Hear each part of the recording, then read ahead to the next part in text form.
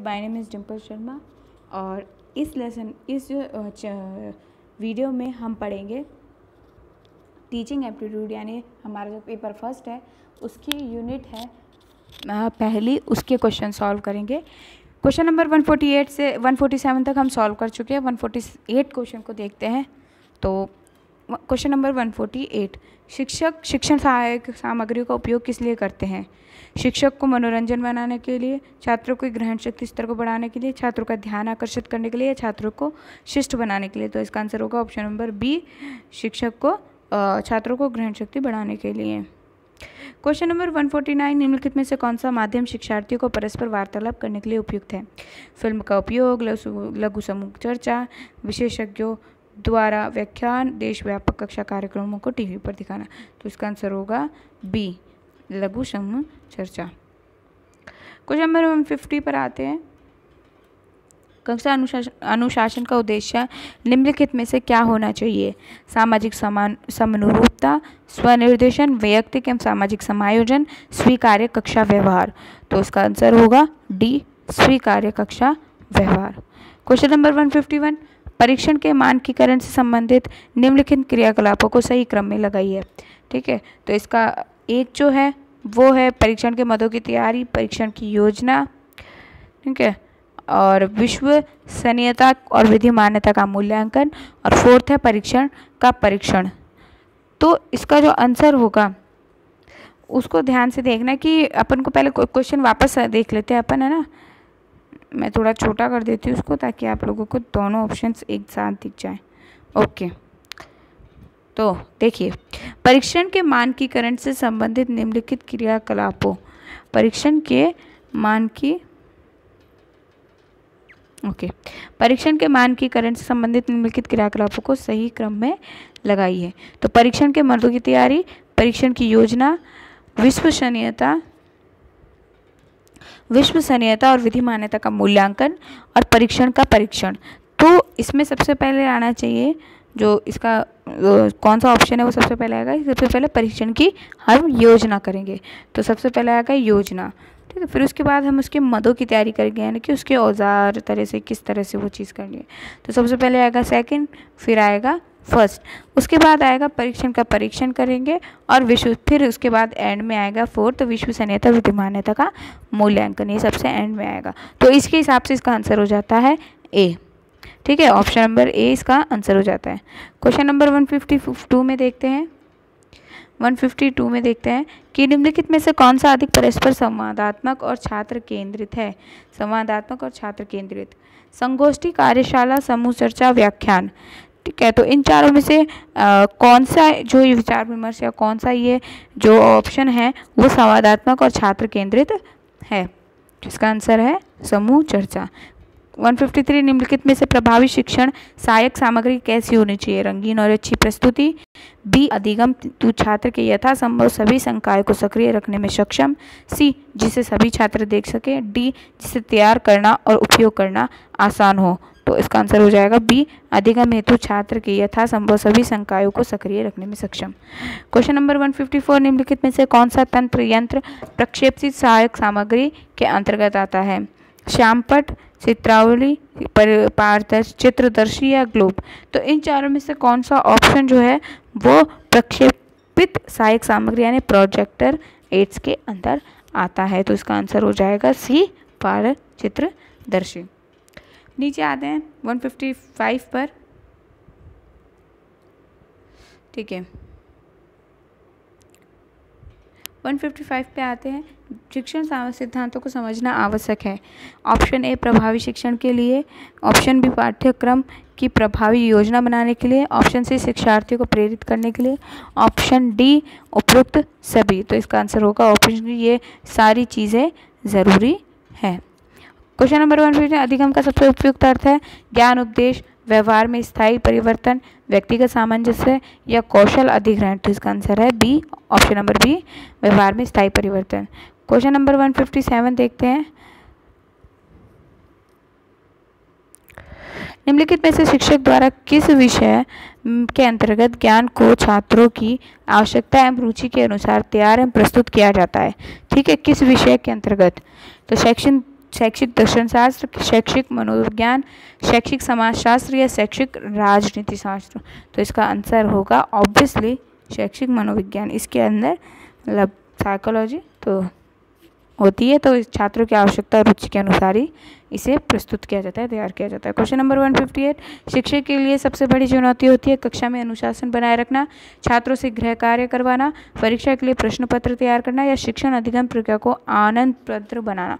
आनंदप्रद, तो इसका answer obviously D ही होगा, बिना मतलब थोड़ी सी अंडरस्टैंडिंग से आंसर दिया जा सकता है, तो इसका आंसर हो जाएगा डी।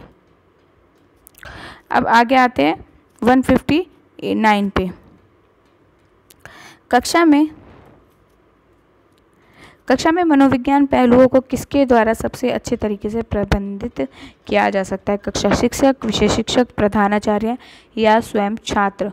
तो इसका आंसर होगा कक्षा शिक्षक। 160, आजकल परीक्षा के परिणाम पर आवश्यकता से अधिक बल दिया जाता है, ये किस प्रकार की वृत्ति को बढ़ाना है? दोहराव करवाना, परीक्षा के दौरान नकल कराना, ए और बी दोनों या उपरोक्त में से कोई नहीं। तो इसका आंसर सी ही होगा, ए बी दोनों, क्योंकि अगर हम परीक्षा के परिणाम पर दबाव डालते हैं तो उससे क्या होता है, बच्चों में अच्छे नंबर लाने की होड़ लगी रहती है, तो वो क्या करते हैं, परीक्षा में नकल करते हैं। ठीक है, और दोहराव करना तो है ही, तो इसका आंसर हो जाएगा सी, ए और बी दोनों। क्वेश्चन नंबर 161, निम्नलिखित में से कौन सा कथन ऐसे शिक्षक के लिए उपयुक्त है जो कक्षा शिक्षा के लिए सदैव शिक्षण के लिए सदैव उत्साहयुक्त रहते हैं? ए, उनकी अपने विषय में निपुणता संदेहजनक है जिसको वह अति उत्साह दिखाकर छिपाना चाहते हैं। बी, वह शिक्षण को नाटक रूप में परिणत करना चाहते हैं। सी, वह विद्यार्थियों को शिक्षण अधिगम प्रक्रिया में सम्मिलित करना चाहते हैं। और डी, उपरोक्त में से कोई नहीं। तो इसका आंसर होगा सी, वह विद्यार्थियों को शिक्षण अधिगम प्रक्रिया में सम्मिलित करना चाहते हैं। क्वेश्चन नंबर 162 देखिए, कक्षा में जनसांख्यिकी विभिन्नता की स्थिति में निम्नलिखित में से कौन से कथन का सबसे उपयुक्त है? ठीक है, जनसांख्यिकी। ओके, तो ऑप्शन है, मूल्यांकन के लिए समान शैक्षणिक मानक का होना चाहिए, तेजस्वी छात्रों को अधिक वास्तविक अधिगम अनुभव प्रदान करना, सी, ए और बी दोनों, या फिर डी, कोई नहीं। तो इसका आंसर ए होगा, मूल्यांकन के लिए एक समान शैक्षणिक मानक का होना आवश्यक है। ठीक है, तो अब नेक्स्ट पे आते हैं 163 पे। देखिए, निम्नलिखित में से कौन सा तथ्य सहज ज्ञान सोच के बारे में सही माना जाना चाहिए? तो सहज ज्ञान, तो ऑप्शन ए, यह अन्वेषण प्रक्रिया का यही एक अंश है, इसको केवल पारंपरिक शिक्षण द्वारा प्रोत्साहित किया जाता है, ये एक संज्ञानात्मक प्रक्रिया नहीं है, उपरोक्त में से कोई नहीं। तो इसका आंसर होगा ए, यह अन्वेषण प्रक्रिया का ही एक अंश है।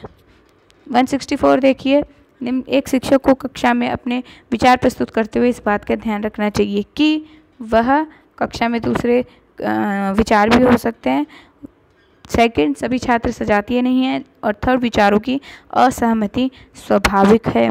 तो इसका आंसर क्या होगा, मतलब कि किन किन बातों का ध्यान रखना चाहिए? तो इन तीनों में से कौन सी बातें ध्यान रखनी चाहिए? एक शिक्षक को अपनी क्लास में विचार, अपने थॉट रखने में, तो ये तीनों ही जो विचार है ये ज़रूरी है, ये शिक्षक को तीनों ध्यान रखना चाहिए। तो इसका आंसर हो जाएगा ऑब्वियसली ए।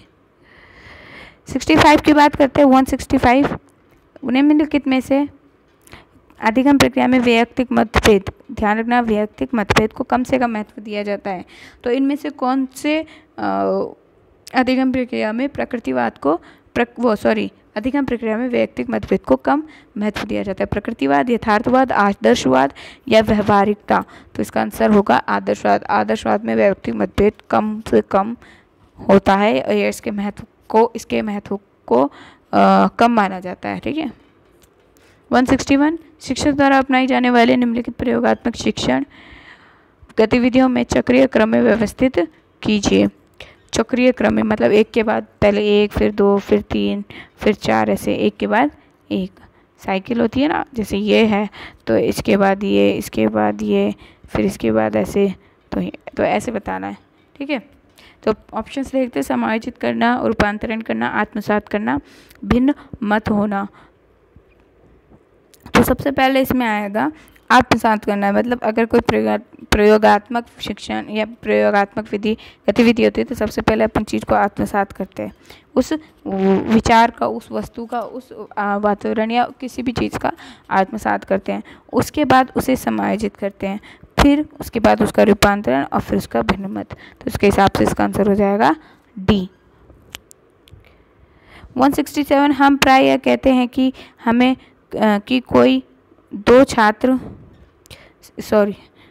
हम प्राय यह कहते हैं कि कोई दो छात्र एक जैसे नहीं हो सकते। निम्नलिखित में से किस आधार पर वे एक दूसरे से भिन्न हो सकते हैं? पालन पोषण, सामाजिक प्रतिष्ठा, योग्यता, मनोदृष्टि, उपयुक्त सभी। तो इसका आंसर ऑब्वियसली हो जाएगा डी। इन सभी के बेसिस पे वो डिफरेंट हो सकता है, ठीक है, इसके बेसिस पे, इसके बेसिस पे, मनोदृष्टि के बेसिस पे। तो इसका आंसर हो जाएगा 168। कोई भी ऐसा कारक जिससे अनुक्रिया की संभावना की वृद्धि होती है को सुदृढ़ीकरण कहा जाता है। निम्नलिखित में से किन को सुदृढ़ीकरण कारक कहा जाता है? प्रशंसा, सांकेतिक पुरस्कार, किसी कार्य में सफल होना या उपयुक्त सभी। तो इसका भी आंसर होगा डी। तो ये सारी चीज़ें एक कारक के रूप में, सुदृढ़ीकरण के रूप में काम करती है।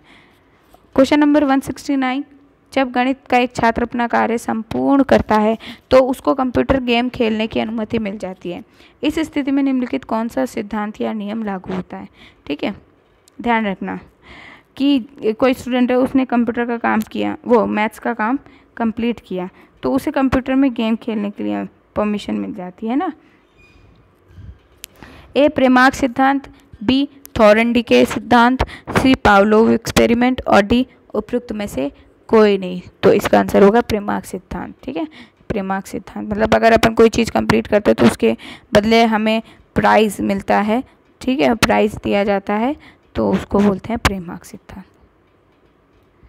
अब आते हैं 170 पे। निम्नलिखित में से मोर्फोग्राफ शब्द किससे संबंधित है? ध्यान रखना, मोर्फोग्राफ है ना, सुधारात्मक वर्तनी,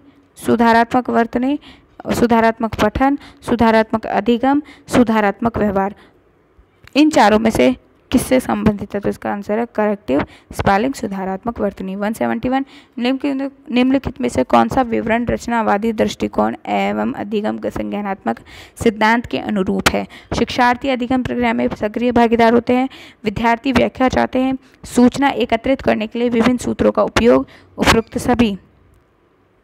तो इसका आंसर हो जाएगा डी, ये सारी चीज़ें ज़रूरी हैं उसके अनुरूप के लिए। ठीक है, नेक्स्ट 172 हम वस्तुओं, परिस्थितियों, घटना के बारे में अपने मस्तिष्क में संयोजित ज्ञान का निर्माण करते हैं। निम्नलिखित में से कौन सा शब्द इस स्थिति को प्रतिबिंबित करता है? स्कीमा, स्मरण शक्ति, संज्ञान या उपयुक्त में से कोई नहीं। तो इसका आंसर हो जाएगा ए, स्कीमा। क्वेश्चन नंबर 173 निम्नलिखित में से कौन सा शब्द नई जानकारी को बेहतर ग्रहण करने के लिए सबसे उपयुक्त है? आत्मसात, सहभागिता, संज्ञान ग्रहण। तो इसका आंसर ऑब्वियसली हो जाएगा आत्मसात। कि अपन कोई नई चीज़ देखते हैं तो उसको अगर ऑब्जर्व करके अपने अंदर डाल लेते हैं तो वो आत्मसात होती है। तो वो चीज़ नई जानकारी को बेहतर करने के लिए सबसे उपयुक्त है, आत्मसात। 174 निम्नलिखित में से किस शब्द का उपयोग शिक्षक या प्रशिक्षक विभिन्न गतिविधियों में उपयुक्त समय पर विभिन्न प्रकार के संकेतों, सुझावों या फिर प्रत्यक्ष रूप से शिक्षार्थियों की सहायता करते हैं? ए मचान, स्कैफोल्डिंग, संज्ञान, सुदृढ़ीकरण, उपयुक्त में से कोई नहीं। तो इन चारों में से कौन से जो संकेत, सुझाव प्रत्यक्ष रूप से शिक्षार्थी की सहायता करते हैं? तो इसका आंसर है ए मचान या स्कैफोल्डिंग। क्वेश्चन नंबर 175 व्यवहार में परिवर्तन पर्यावरणीय प्रभाव, शिक्षार्थी के भीतर जन्मजात झुकाव और प्रक्रियाओं का परिणाम है। सॉरी, मैं रिपीट कर देती हूँ क्वेश्चन। व्यवहार में परिवर्तन पर्यावरणीय प्रभाव, शिक्षार्थी के भीतर जन्मजात झुकाव और प्रक्रियाओं का परिणाम है। तो ये चीज़ किस थ्योरी के अंदर आती है?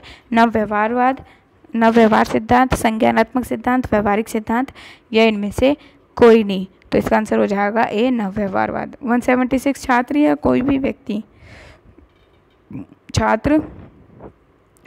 भी व्यक्ति स्थितियों का प्रभावी ढंग से सामना करने की क्षमता के लिए स्वयं के बारे में विश्वास विकसित कर लेता है। निम्नलिखित में से कौन सा शब्द उपयुक्त कथन को वर्णित करता है? आत्म प्रभावकारिता, स्व विनिमय, अहंकार या फिर आत्मविश्वास। तो इसका आंसर है आत्म प्रभावकारिता। तो हमारे 176 क्वेश्चन पूरे हो चुके हैं। नाउ हम आगे बढ़ते हैं 178 क्वेश्चन नंबर 177। देखिए 177 क्या क्वेश्चन क्या बोलता है कि निम्नलिखित में से कौन सा शब्द अपनी सोच, प्रक्रियाओं, स्वचालन, स्वसंचालन और अपने व्यवहार को परिवर्तित करने की क्षमता को दर्शाने के लिए उपयोग किया जाता है? ए मेटाग्निशन या मेटा अनुभूति, स्व-विनिमय न सरल अनुभूति। ठीक है, मेटा कॉग्निशन या मेटा अनुभूति, स्व-विनिमय या सरल अनुभूति या उपयुक्त में से कोई नहीं। तो इसका आंसर होगा ए मेटा कॉग्निशन या मेटा अनुभूति। क्वेश्चन नंबर 178, शिक्षक प्राय छात्र को सीखने की समस्याओं का विश्लेषण करते हुए पाते हैं कि उनमें प्रेरणा का अभाव है, बुद्धि की कमी है, माता पिता का ढीला ढाला रवैया है या उपयुक्त में से कोई नहीं। तो इसका आंसर है ए प्रेरणा का अभाव। क्वेश्चन नंबर 179, निम्नलिखित में से कौन सा शब्द सार्थक तथ्यों, नियमों, परिभाषाओं, अवधारणाओं, सिद्धांतों विद्यार्थियों को वर्णित करने के लिए किया जाता है? ए अर्थ संबंधी स्मृति, बी उपख्यानात्मक स्मृति, सी प्रक्रियात्मक स्मृति, डी उपयुक्त में से कोई नहीं। ठीक है, क्वेश्चन रिपीट कर देती हूँ कि निम्नलिखित में से कौन सा शब्द सार्थक तथ्यों, नियमों, परिभाषा, उदाहरणों, सिद्धांतों इत्यादि को वर्णित करने के लिए किया जा सकता है? तो इसका आंसर होगा अर्थ संबंधी स्मृति। ठीक है, नीचे आते हैं क्वेश्चन नंबर 180 पे। निम्नलिखित में से कौन से शब्द का प्रयोग हम स्वयं की स्मृति प्रक्रियाओं के बारे में जागरूकता और सूचना के भंडारण और उसकी पुनः प्राप्ति को बढ़ाने के ढंग के संदर्भ में कर सकते हैं? ए अर्थ संबंधी स्मृति, बी उपख्यानात्मक स्मृति, सी प्रक्रियात्मक स्मृति या डी मेटा स्मृति। तो इसका आंसर ऑब्वियसली होगा मेटा स्मृति। क्वेश्चन नंबर 188, निम्नलिखित में से कौन सा कारक श्रवण प्रक्रिया को प्रतिकूल ढंग से प्रभावित कर सकता है? अपेक्षित से अधिक श्रवण सामग्री के अतिरिक्त, बोलने की बहुत ही उच्च गति, श्रुत विषय वस्तु की क्षति या उपरोक्त सभी। तो इसका आंसर हो जाएगा डी उपरोक्त सभी। तो ये सारी चीज़ें उसे प्रभावित कर सकती है। क्वेश्चन नंबर 182, श्रवण को संचार का सबसे महत्वपूर्ण पहलू माना जा सकता है, इसमें कैसे सुधार लाया जा सकता है? श्रवण को मौलिक पुरस्कार से संबंधित करना, शिक्षक सामग्री को रुचिकर और आवश्यकता से संबंधित करके, स्वर को और अधिक प्रभावशाली बना के, उपयुक्त सभी। तो क्वेश्चन नंबर 182 का आंसर होगा सी, स्वर को और अधिक प्रभावशाली बनाना। क्वेश्चन नंबर 183 पर आते, निम्नलिखित में से कौन से शब्द एक व्याख्यान के अर्थ को बताने के लिए सबसे उपयुक्त हैं? कौन सा शब्द एक व्याख्यान के अर्थ को, ठीक है, व्याख्यान के अर्थ को, सूचना का श्रवण, मूल्यांकन श्रवण, गुरुता पूर्वक श्रवण या गतिशील श्रवण। ठीक है, तो इसका आंसर हो जाएगा बी मूल्यांकन श्रवण। ठीक है, आगे बढ़ते हैं क्वेश्चन नंबर 184 पर। अगर निम्नलिखित में से कौन सा कथन मूल्यांकन श्रवण से संबंधित है? किसी विचार को स्वीकार या अस्वीकार करना, वक्ता के व्यक्तित्व एवं प्रतिष्ठा का मूल्यांकन करने के लिए, सी ए और बी दोनों या डी उपरोक्त में से कोई नहीं। तो इसका आंसर होगा किसी विचार को स्वीकार या अस्वीकार करना। क्वेश्चन नंबर 185, फ्रांसीसी गैलन के अनुसार आनुवंशिकता का सारा श्रेय तत्काल माता पिता को नहीं बल्कि दूर के पूर्वज को जाता है। मतलब आनुवंशिकता का जो सारा श्रेय वो दूर के पूर्वजों को जाता है। निम्नलिखित में से किसको आनुवंशिकता का केवल 50% श्रेय दिया जाता है? माता पिता, दादा दादी, नाना नानी, परदादा परदादा दादी या परनाना परनानी, यह उपरोक्त में से कोई नहीं। तो इसका आंसर होगा माता पिता ए, यानी कि जो गैलन के अनुसार केवल जो अपनी आनुवंशिकता है उसमें से वो 50% ही माता पिता, बाकी हमारे पूर्वजों, दूर के जो पूर्वज हैं उनसे प्राप्त होती है। क्वेश्चन नंबर 186, शिक्षण प्रक्रिया के निम्नलिखित सोपानों को क्रम में व्यवस्थित कीजिए। ए देखते हैं, 5 ऑप्शन है।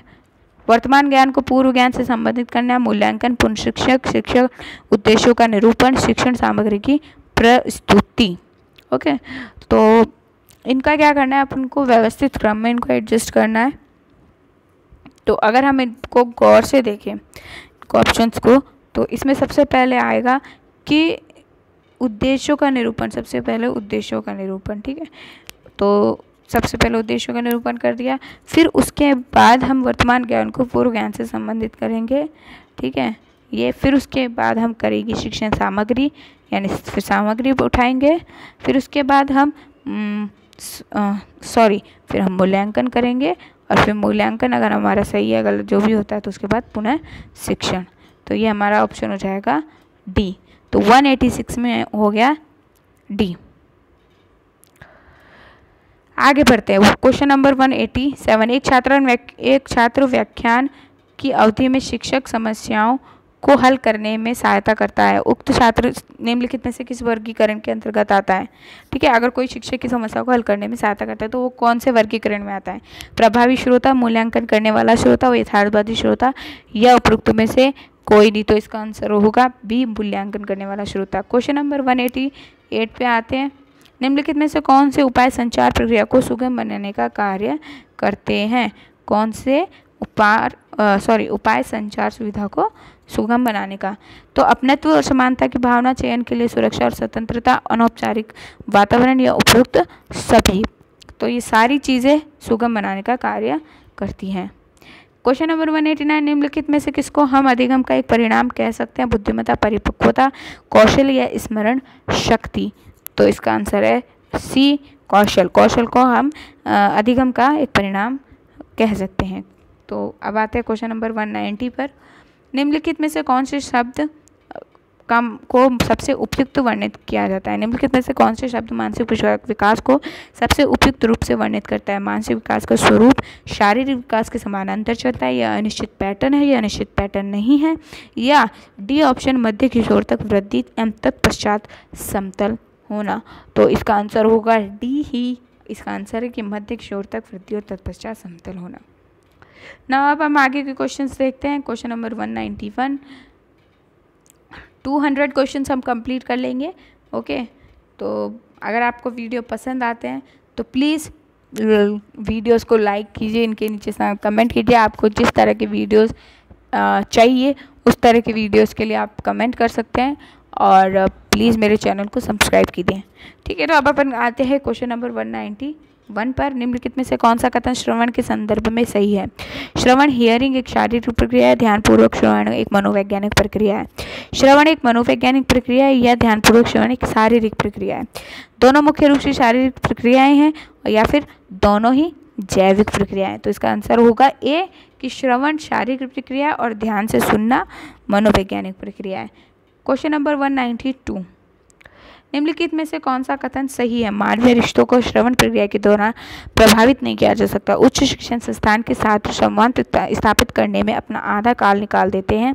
सी, श्रवण हमारी संचार का केवल मात्र एक छोटा सा अंश होता है, और डी, उपयुक्त में से कोई नहीं। तो इसका आंसर हो जाएगा बी, उच्च शिक्षण संस्थान के छात्र संवाद स्थापित करने में अपना आधा काल निकाल देते हैं। ना अब हम आते हैं 193 पर।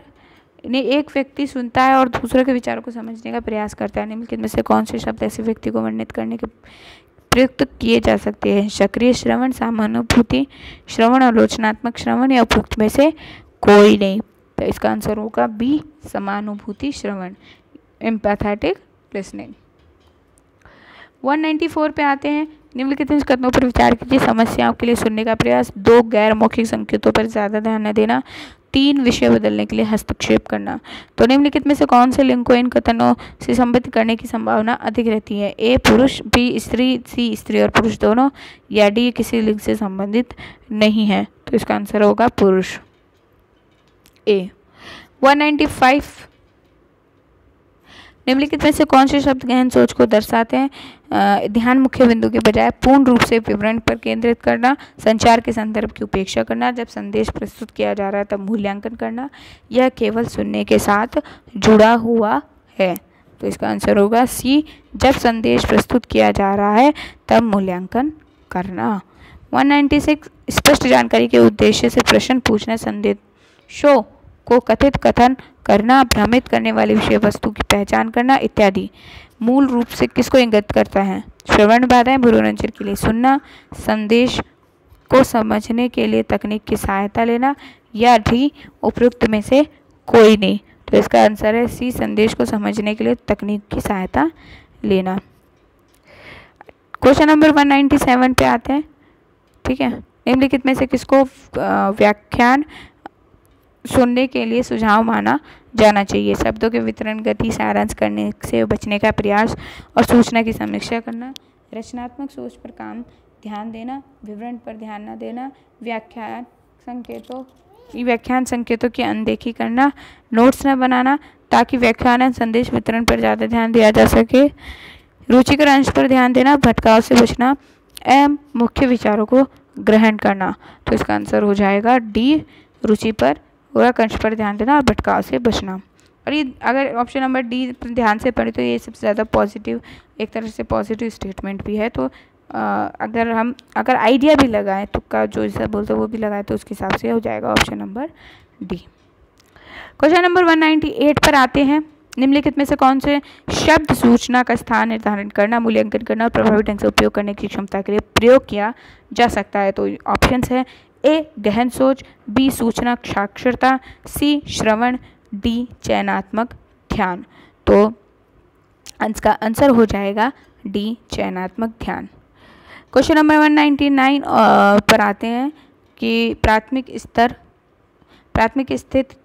शिक्षण यथासंभव मातृभाषा में ही होने चाहिए, क्योंकि यह बच्चों में आत्मविश्वास विकसित करते हैं, यह अधिगम को सरल बनाते हैं, यह भौतिक विकास में सहायक है, यह शिक्षार्थी को प्राकृतिक वातावरण में सीखने में सहायक है। तो ये जो सारे ऑप्शन हैं, ये चारों ऑप्शन ही बहुत अच्छे ऑप्शन है, बट इसमें सबसे जो अपना जो आंसर होगा वो सबसे ये होगा कि बी, कि अधिगम को जो लर्नर है उसको लर्निंग को ये बहुत इजी बना देता है। अगर अपन मदर टंग में सीखते हैं तो बहुत इजीली बच्चा जल्दी कैच करता है। तो इसका आंसर जो मेन आंसर है वो होगा बी। अब आते हैं क्वेश्चन नंबर 200 पर। निम्नलिखित में से शिक्षार्थी को प्रेरित करने के लिए कौन सा दृष्टिकोण सबसे उपयुक्त है?